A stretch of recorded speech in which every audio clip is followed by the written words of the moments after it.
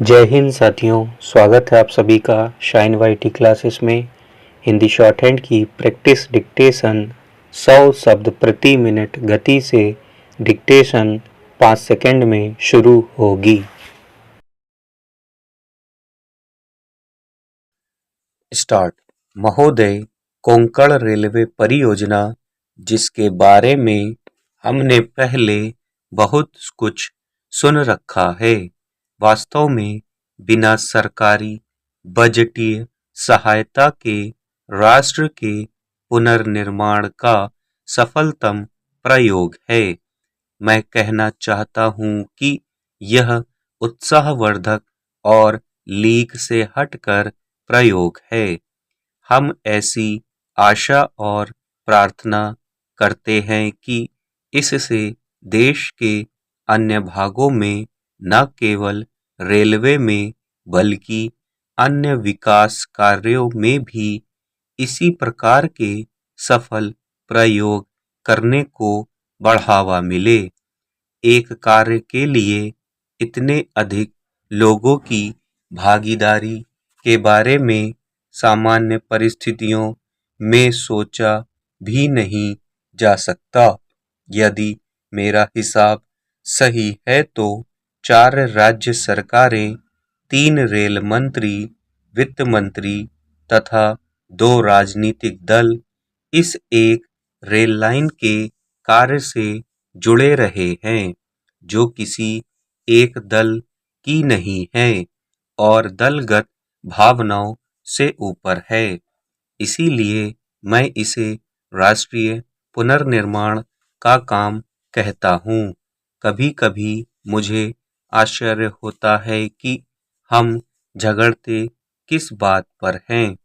इस railway line का श्रेय किसे जाता है? किसी एक को नहीं, इसका श्रेय सभी को है। इसे हम राष्ट्रीय प्रयास का एक उदाहरण माने। हमारा देश गरीब और पिछड़ा हुआ देश है। हम केवल सरकार पर निर्भर नहीं रह सकते, क्योंकि पिछड़े हुए देश की सरकार भी निर्धन होती है। इसे अपने संसाधनों को थोड़ा थोड़ा करके उपयोग करना होता है, क्योंकि हम एक परियोजना समाप्त होने तक दूसरी परियोजना के लिए प्रतीक्षा नहीं कर सकते। हमारा देश अत्यंत विशाल है और हमें सभी क्षेत्रों की मांगों पर एक साथ ध्यान देना है।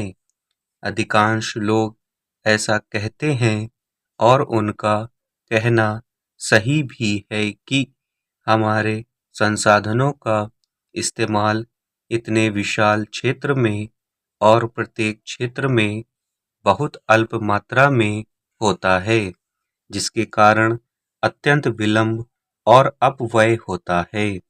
किंतु हमारे पास और कोई विकल्प नहीं है। मेरे लिए पश्चिम बंगाल या असम की आवश्यकताओं का भी उतना ही महत्व है जितना कि महाराष्ट्र, पंजाब अथवा कश्मीर की मांगों का। अतः जो कुछ उपबंध है उसे ही बांटना होगा।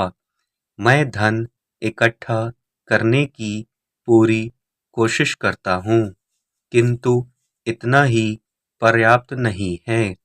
हमारी आवश्यकताएं बढ़ रही हैं, हमारे आग्रह बढ़ रहे हैं और मेरे विचार से इस स्थिति से उबरने का एक ही मार्ग है कि लोग अपनी छोटी छोटी बचत से, अपनी कम आय से भी कुछ पैसा निकाल कर अलग रखें, चाहे आप उसे अपनी सहायता के नाम पर रखें या अपनी आत्मनिर्भरता के लिए।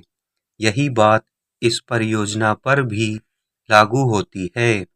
मैं इस परियोजना की अवधारणा तथा इसके कार्यान्वयन से जुड़े हुए सभी लोगों को बधाई देता हूँ। मैं आशा करता हूँ कि यह काम द्वितीय चरण में भी चलता रहेगा और जो भी कठिनाइयाँ आज हमारे सामने दिखाई पड़ रही हैं वे दूर हो जाएंगी। मुझसे कहा गया है कि यह काम करने के लिए केंद्रीय सरकार को अपना फॉर्मूला बदलना होगा। मैं फॉर्मूले बदलने को तैयार हूँ। महोदय, केवल मुझसे धन की मांग ना करें, क्योंकि वह हमारे पास है ही नहीं।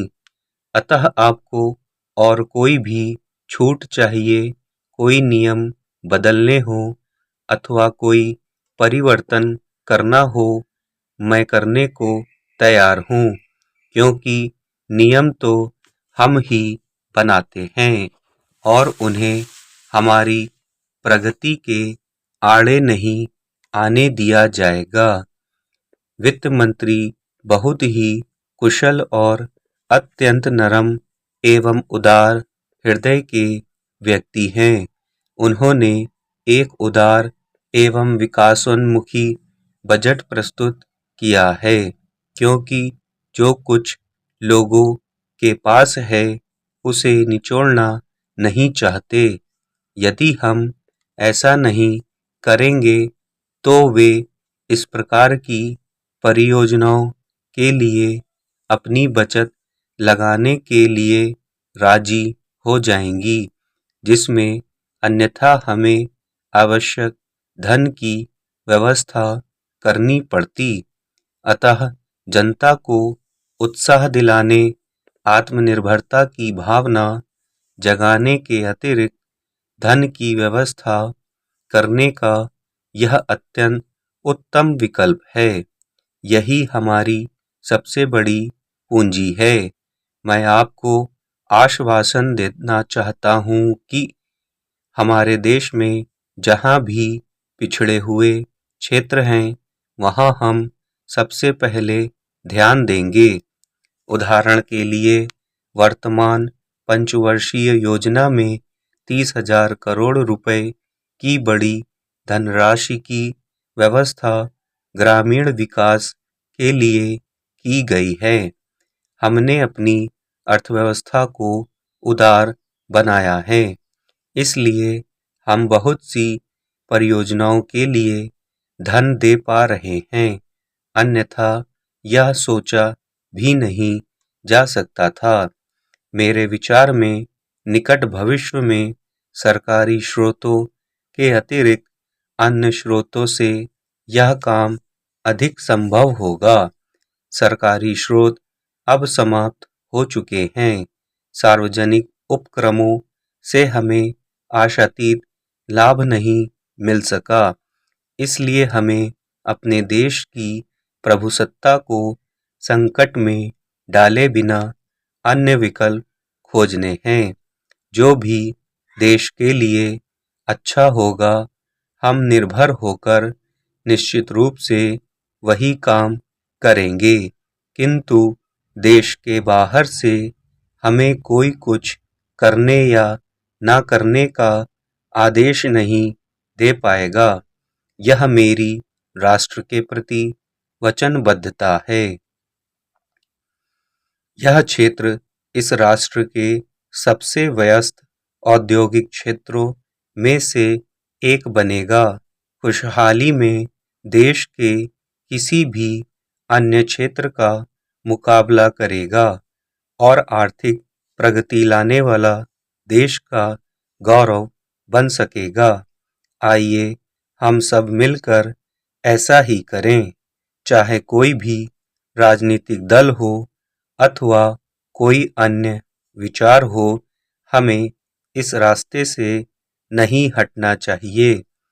हमें अपने देश को अव्यवस्था से, खंड खंड होने से, विघटनकारी प्रवृत्तियों से और सबसे महत्वपूर्ण बात है जनता की श्रेष्ठ भावनाओं को निकृष्ट कार्यों के लिए भड़काए जाने से बचाना है। किफायत बरतने के उपाय सुझाने वाली समिति को योजना की सफलता के लिए संसाधन जुटाने के तरीके सुझाने का महत्वपूर्ण काम सौंपा गया था। आगामी योजना के दौरान संभवतः यह हमारी सबसे जटिल समस्या है। राज्य सरकारें अपने बजटों में भारी घाटा दिखा रही हैं। दूसरी ओर आगामी योजना की सफलता के लिए यह आवश्यक है कि केंद्र और राज्य सरकारों की प्राप्तियां उनके व्यय से काफ़ी अधिक हो, ताकि योजना के लिए धन जुटाया जा सके। स्टॉप।